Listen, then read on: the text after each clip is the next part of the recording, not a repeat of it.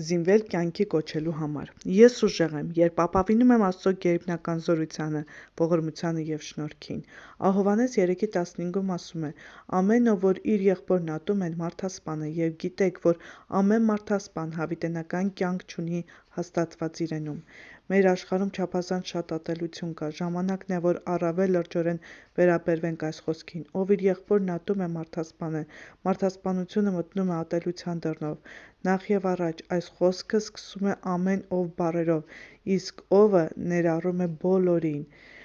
Սա մեզ համար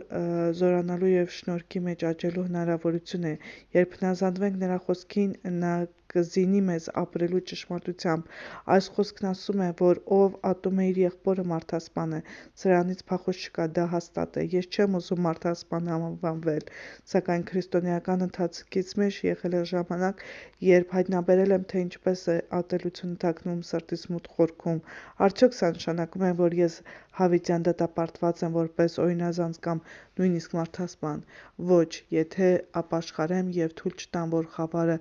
անարգել մնա և շատանա։ Մենք վերապրել ենք Աստծո զորացնող շնորհքը և պատսպարող ողորմությունը։ Չկա այնպիսի մեղք, որն այնքան սոսկալի կամ նողկալի լինի, որ նա չների։ Աստված ներում է մարդասպաններին, որոնք ապաշխարում են։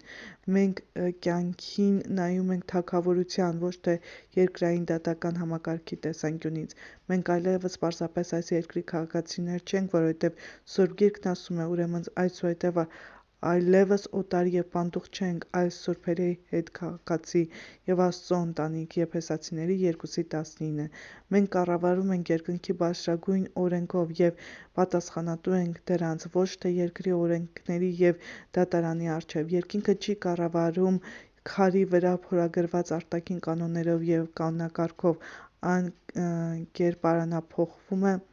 թխում է մեզ մեր սրտերում գրված ծածկագրի միջոցով։ Քարացած անկենդան կանոնները մահացած քաղցրացած սրտերի համար են, ազատության օրենքը մսեղեն սրտերի համար։ Ահա թե ինչու երկրային դատարանների համաձայն դուք ճանաչվում եք մարդասպան և մարդ եք սպանում, բայց թագավորության մեջ պարզապես ատելն արդեն դարձնում է ձեզ մարդասպան։ Ժամանակն է լուծելու մեր սրտում թաքնված ատելության հարցը և հակառակվելու մարդասպանության ոգուն։ Եկեք աղոթենք։ Երկնային Հայր, բացահայտիր ատելության ցանկացած օջախ, որ կա իմ սրտում։ Ես հրաժարվում եմ դրանից, ինչպես կհրաժարվեի մարդասպանության մեղքից։ Ների՛ր ինձ, Հայր, ինչպես ես էլ ներում եմ մյուսներին։